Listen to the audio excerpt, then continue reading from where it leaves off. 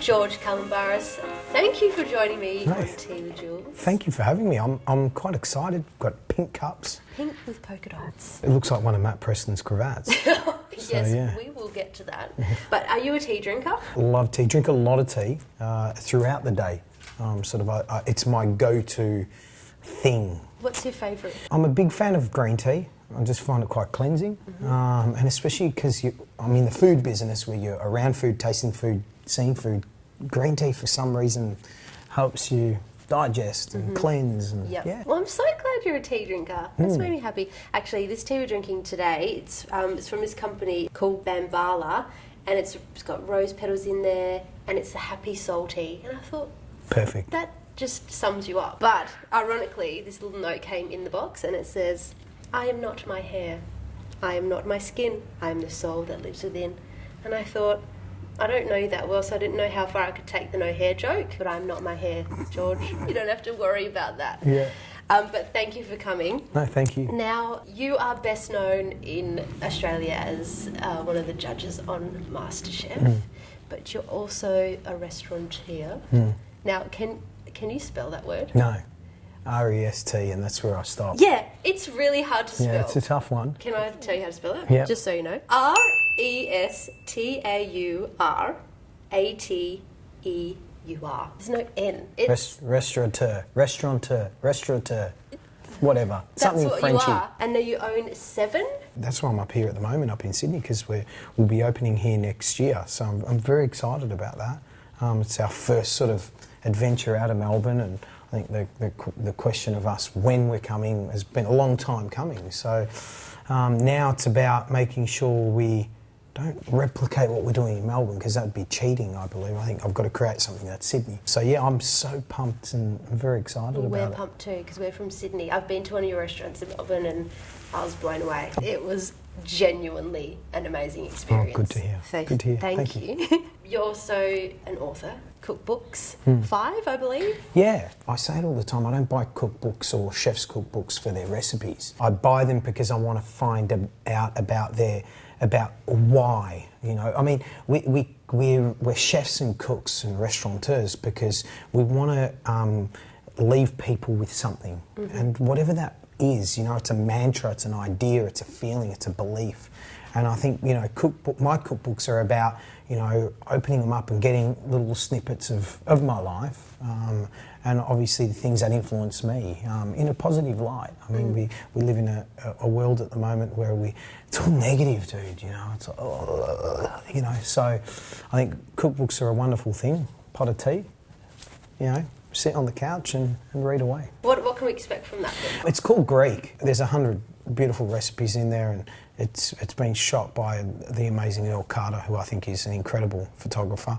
But again, lots of stories of influences and lots of chefs that have influenced me are in there. My mum's got a chapter in there of her recipes, so it's meaningful. You know, I think, you know, it's just too easy these days. Everyone's punching out a cookbook, but really, what's the essence of it? What's the warmth about it? I think you're that sort of a person anyway. Just seeing you on the TV and the way you are with people and the contestants on the show, and you can be the judge and you can give them critique and you can tell them how to improve and all of that, but then you're just the nice guy. I've always believed that as much as I take my profession very seriously, and, you know, in my own kitchen, it's when we're in that moment and we're doing what we're doing, serving customers, nothing else in the world matters to me. I am free-falling within this space, doing what I do with my team, and nothing else matters. But when that finishes, we've got to have a laugh. You know, we're not saving lives, and I say it all the time. There's a lot of chefs take themselves very seriously, and it's slightly wanky. You know, I'm a chef. People say I'm a restaurateur. At the end of the day, I'm a servant, and I love to serve people, and it's a beautiful gift to be able to serve someone. That's such an incredible attitude. George. Sometimes I upset people along the way, but, you know, what do? You can't keep everyone happy. That's so true. You come from a Greek family. Yep. Tell me a bit about how you grew up and where you grew up. I could sit here and go, yeah, I did it tough growing up. You know, I carried animals on my shoulders, and you know, it was an easy life growing up. My parents migrated 50s and 60s. My dad from Egypt, born in Egypt, Greek father, Italian mother. My mum from Cyprus, migrated because of the war. So quite an interesting, eclectic house. I was a bit confused, I didn't know what I was. And then I'd peer over the fence at home and watch, watch our next door neighbours grilling these long things on the barbecue and sticking them in white bread, and I just wanted to be that and have that. What were you guys doing? We had big beasts, and big animals cooking over coal, and loud, and family, and it was chaos. But have you got brothers and sisters? Yeah, brother and sister, both older. So you're the baby? I'm the baby. It's funny because we're so different. If you met my brother, he's a tradie, he's a tiler.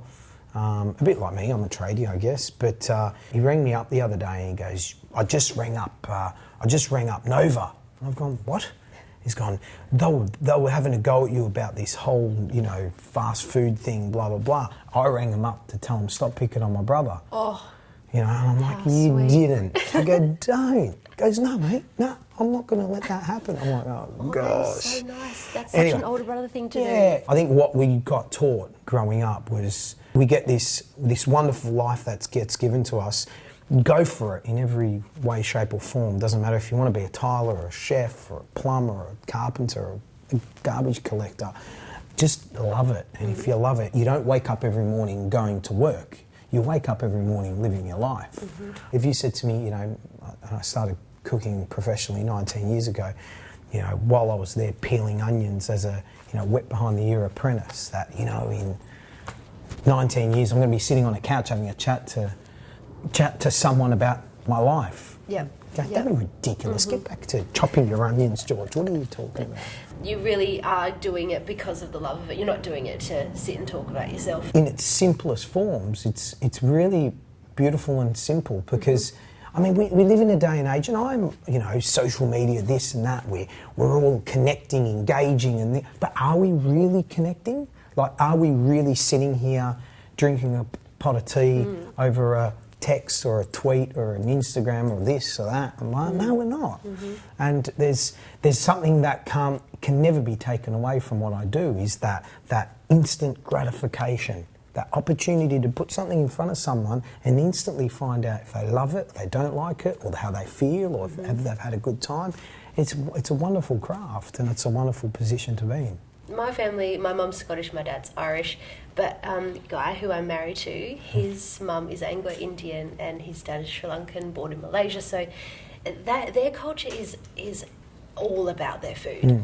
They're eating breakfast, but they're thinking about what we're going to have for lunch, and then when they're having lunch, they're preparing dinner. And when it's a family gathering, it's just exactly what you said, chaos. And I love it. I love it because my family's much more quiet and, kind of one person speaks and everyone listens and, you eat your meal, you meat and 3 veg. So when I came into the family, I was like, this is awesome. Totally. And, I look at my mum's mother, my grandmother, passed away 3-4 years ago, and we weren't allowed in the kitchen. Yeah, right. We were allowed outside the kitchen. We were allowed to watch, and I'd be the one looking in, going, what's going on? And what I loved most about my grandmother is you could walk into her house any time of the year and you'd know what month you're in just by what she was cooking. I can't wait for Christmas to come because, they're going to be cooking the bread with the coin in it, and I hope I get the coin,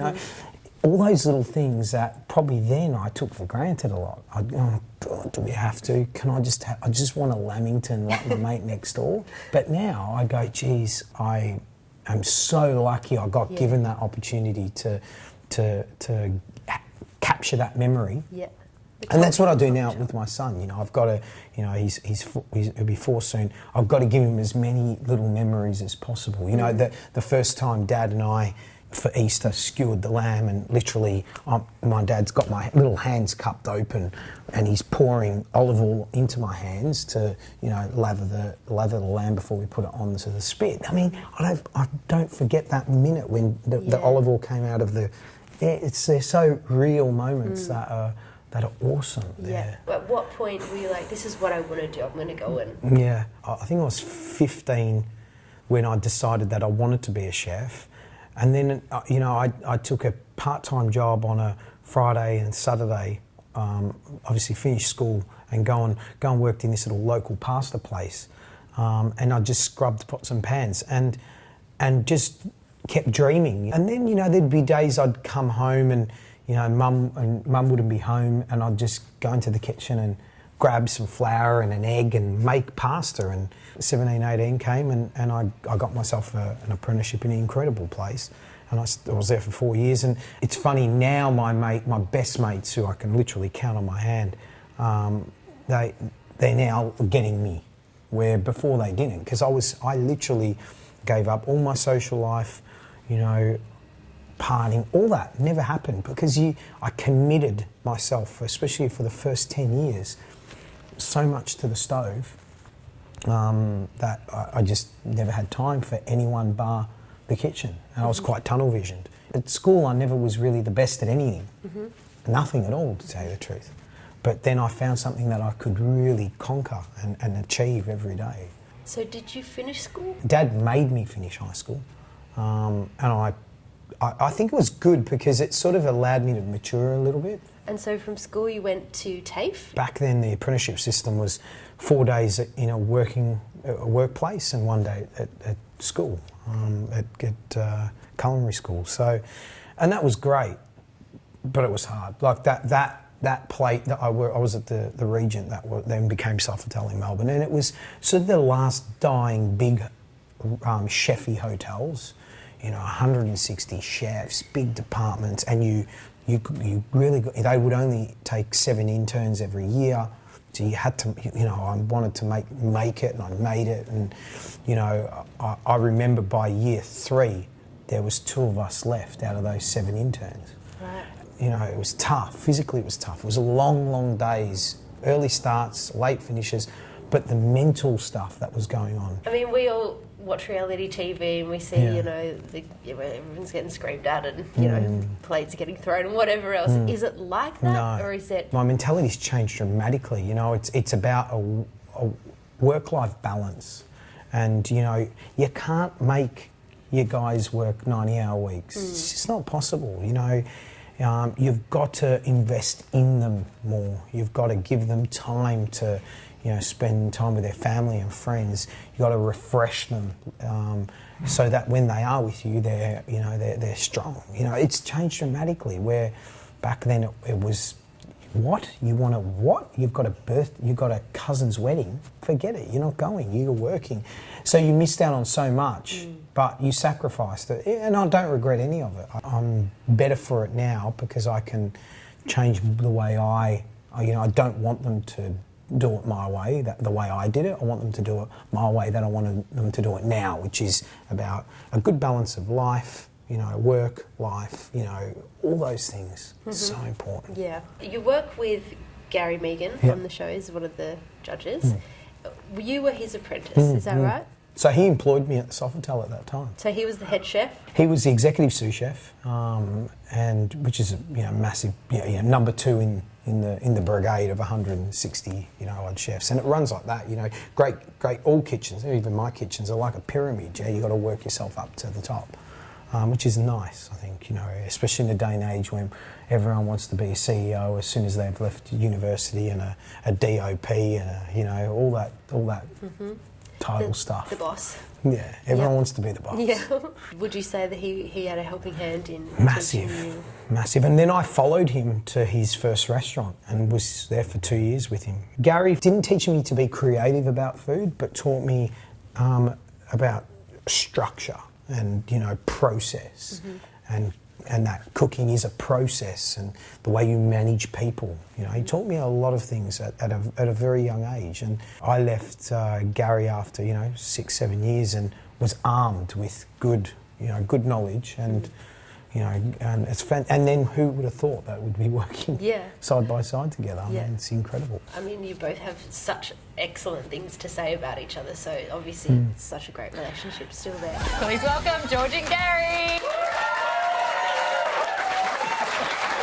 It's a great relationship. I mean, he rang me yesterday and said, I need to bounce some ideas off you.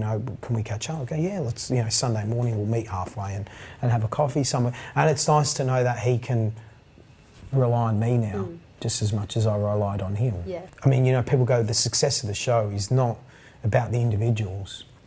It's about lots of little things done well, you know, and what works is the three of us are truly great friends. We're so different, like incredibly different, but we're great mates. Yep. And it's been going for 6 seasons, right? Yes, 7. Yeah. This is the 7th season now. That's, I mean, in any TV show, that's incredible, an incredible achievement.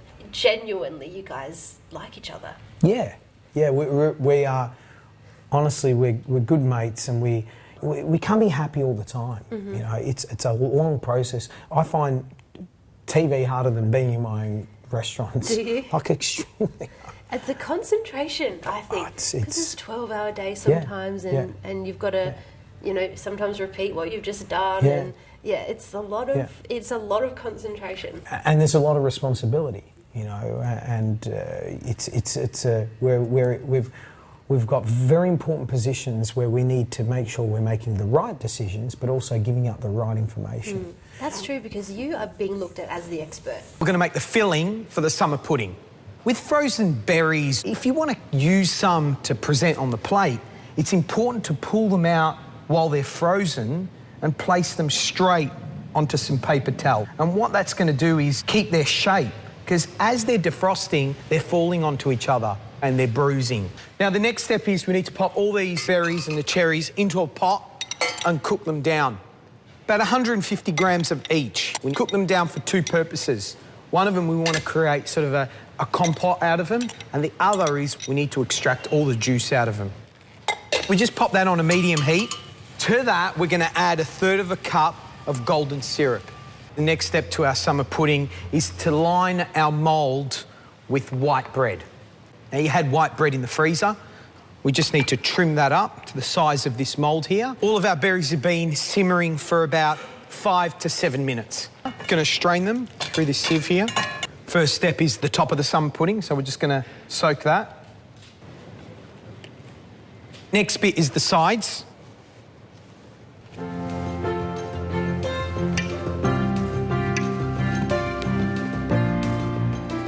There you have it, summer pudding with caramel ripple ice cream. I'm very proud of the show because our intention from the three of us when we sat there with the producers and the EPs and all that right in the get-go was I'm not going to be part of a show that is negative, that degrades people, that is about judges arguing and, you know, because one wants to outmuscle the other so they can... None of that. We're not a soap opera. If you want a soap opera, make one, but I don't want to be part of it. And that intention has stayed strong. How did the whole TV thing come about for you, actually? I've never chased TV. Yeah. I've never gone, I want to be on TV, I want to be a chef on TV. And then this opportunity came, got a phone call and went, oh, you know, we'd want you to come and audition for this show called MasterChef that we're going to do. And I went, okay, no worries. And I had a faint idea of what it was about because it was on in the UK. Did a little bit of research and went, oh my God, that is really boring and dry. It's very different in the UK. It's so different. It's not Aussie enough. Yeah. You know? And then, so it was just funny how they matched the three of us together because who would have thought? And I've known Matt for years. He's reviewed my restaurants. He's an incredible food critic, a very knowledgeable foodie. He has come and tasted your food and given you reviews. Oh yeah. Yep. Prior to, obviously now he's not allowed to, and which is fair enough because it'd just be wrong, you know. But even now, I'll go, hey mate, you know what? Can you come in and just sit down for me, eat, and just give me some? And he's on the money. He's right. He's a food critic that writes about the moment, the place, the food, the ambience, the service, the sound. He gives you, as a person at home or someone sitting on the train, an insight into where he's sitting right now. And I think as a person who owns restaurants, that's really important information to know. All of those things. The ambience, the service, the location. Not only is it about the actual plate of food in front of you, it's about all of those things that makes your business and your restaurant successful. The whole food industry's changed dramatically. The way we eat has changed dramatically. No longer do we go out and just, we go out for some good food, some good service. We go out now for an entire package. Food venues have become the new nightclub. Maybe you could start a nightclub. A food nightclub. That could be cool. When did you open or start your first restaurant? The Press Club opened in 2006, but it was daunting and scary. And was it something you'd always wanted to do? I've never had goals where I go, I've got my 5-year goal and my 3-year goal and I've got this. It's just like, it's a bit too much. Yeah. Life is this wonderful thing with this road, and sometimes you get off it. You're in a dark place and you need to get yourself out of it. But I think it's about, just taking everything as it is in front of you and going for it. And who would have thought MasterChef would come? But when I opened the Press Club, it was like my dream was always just to be a chef and a great chef and to be a head chef in a restaurant. And then you get to that point and you go, hang on, I think I want to open my own restaurant. What I did, my intention was always is to take Greek food and bring it out of the, so to speak, the dips and fried cheese, sort of cliche Greek food, and that was my intention, was to modernise it in an Aussie way, because I think we do that really well in Australia. We take cultures and we take cuisines and we freshen them up. We give them this edge. Yeah, we love our food, don't we? Well, we used to travel. We'd go, I went to the south of France for blah blah. Well, it's great, and I love the south of France, beautiful, but we've got great French restaurants here doing incredible stuff. Yeah, 7 restaurants now, that's insane. That's a lot of restaurants. It is, but you know what, I say, right at this moment, I've never felt so happy and excited about the team that I have around me, and without them, I'm nothing. They're so committed to the dream. And that's the most important thing, is if I don't give them the dream, then they're not part of it. And I think it's about empowering your team too, making it seem like, give them ownership over what they're doing. I feel like you're good at that. What I do is put, for example, Travis, he's been with me for 10 years now. He's got ownership in the Hellenic brands. He runs those restaurants. That's his responsibility. And, it's the time that him and I spend together that's important, to make sure we're the food's where it needs to be and the service is where it needs to be. But it's his baby, and he's achieving success when we're successful, and when we're failing, he's also feeling the pinch then. You're doing a good job. It's okay. I make a few mistakes along the way. I was going to ask you about mistakes, because you can't have success without fumbling your way through a few things. Yeah. Look, I've opened a couple of restaurants with other top chefs. What I've learnt is that we all got to live our own dream, and it's the most important people are actually the ones that are in your business every day. And I've learnt that sometimes the best thing to do is, if they're your friends and you truly love them, just leave them as your friends. I feel like that's like the number one rule. Yeah. Most people in business say that. Yeah. Just business and pleasure, keep them separate. Keep them so separate, And Okay, what's your honest opinion on Matt's cravats? Honest opinion. Just give it to me. So if you go into our changing room at MasterChef, it's this big shipping container, and you've got Gary's little rack of, business suits and check shirts. And then you go to mine. I love kicks, so there's lots of runners and kicks, and obviously all of my clothes.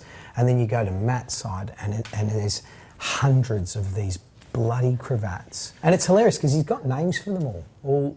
This one's Jacinta. No. This one's Natalie.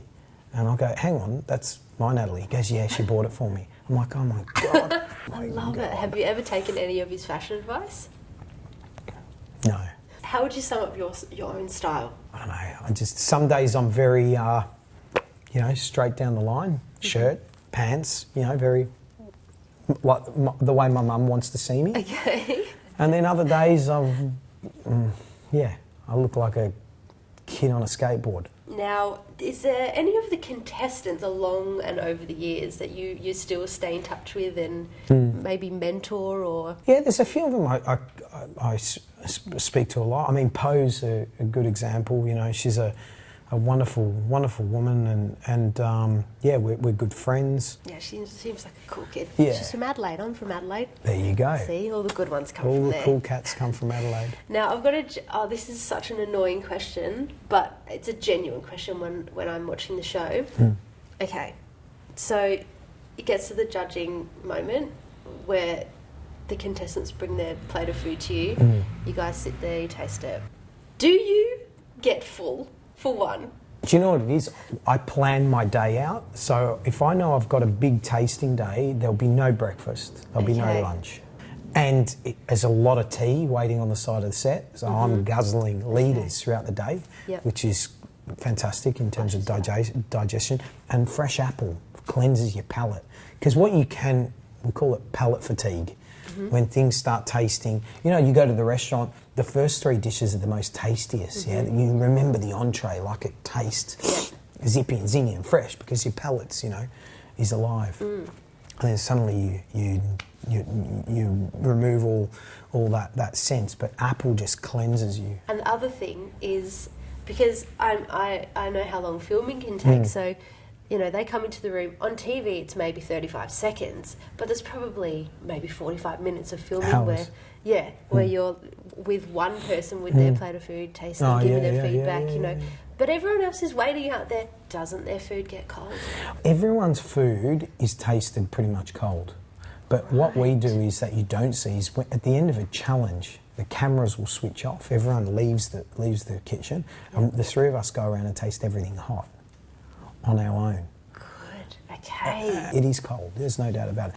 Thank you for filling it. Now I can relax and watch the show because, are they full? It's a common question. Yeah. So you're a chef, you cook all day long. I'm a stylist, I work with clothes. Like, the last thing that I ever want to do is go shopping. I never want to see a t-shirt or a pair of shoes for as long as I live after I've done a 12-hour day of working with clothes. Is that how you feel about cooking? Or are you like, let's cook a meal for dinner? Yeah, no. I find cooking at home I don't like it. It's a bit domestic for me. I find it very, you know, I don't know, it's, boring. yeah. No, I love being in my kitchens at the restaurant cooking. And don't get me wrong, if I've got to, make a quick soup or something, no problem. But, you know, I'm very lucky. Natalie's a great cook, and, you know, it's a lot of fresh and healthy stuff that gets cooked at home. But, yeah, look, I don't really want to cook when I get home. You said your wife's a good cook, Natalie, and you've got 2 babies, boy and a girl, James and Michaela. Yeah. I would feel like I'm married to a singer. There's no way I'm singing around my house. No, not happening. You know what Guy does? We were in the car driving and crank the music to the radio, and I'll be like busting out my song, and then he'll turn it off so that I'm singing, and it's like terrible.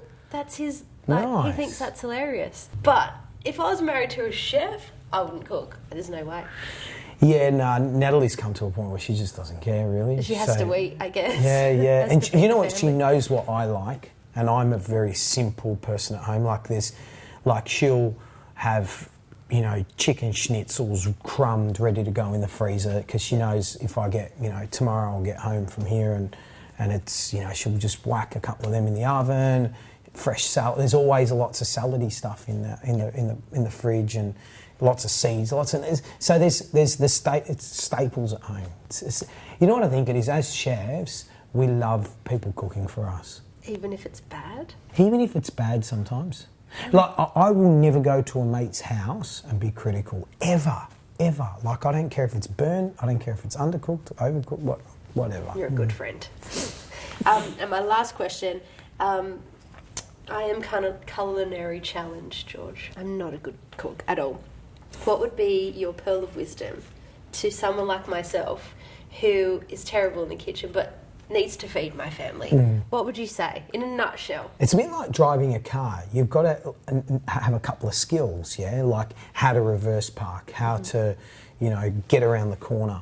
It's the same thing with cooking, and if you can, you know, grasp a couple of things, like, I don't know, making a pumpkin soup, you know, how to grill some lamb chops, how to boil an egg. Suddenly you've got those skills, and you can adapt them so that egg then becomes part of a lunch salad that you can flick together. There's all these beautiful bit of greens in season at the moment. There's chicory, there's endive. Suddenly a few of them on a plate, a little dressing, a boiled egg, some fresh bread, and you're done. Okay, I'm going to remember that. Pumpkin soup. Grilling some chops and boiling an egg. That's what my family's going to eat forever now. Thank you so much for your pearl of wisdom, George. Thank you for joining me for a cup of tea. And you actually drank your tea, and I drank nothing of mine. I know. It was good. It was delicious, really delicious. No, thank you for having me. Thanks so much for coming.